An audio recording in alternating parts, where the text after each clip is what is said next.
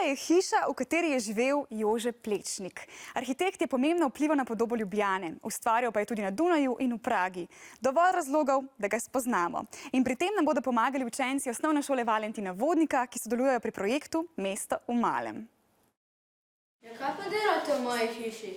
Veste, najrad sprejemam goste.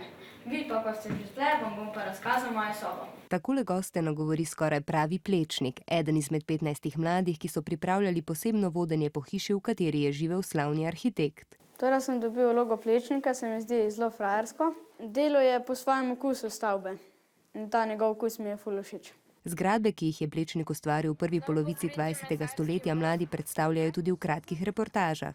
Plečnik je bil zelo varčen mož. Tele stebri so iz bežigrajskega stadiona, kateri so ostali po gradnji. Nam pove njegov prijatelj in sosed Finžgar.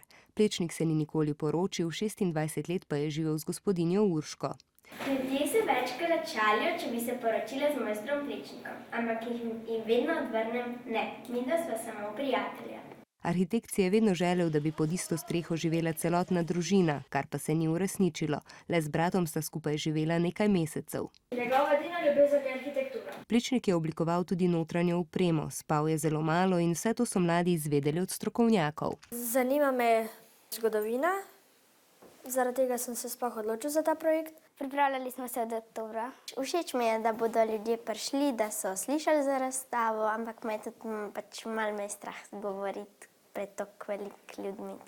Plečnikove ideje in načrti so pogosto vključevali stebre ter zanimiva pročelja. In tudi na razstavi maket, ki so jih ustvarili mladi, pripravili pa člani skupine, vidimo vse to.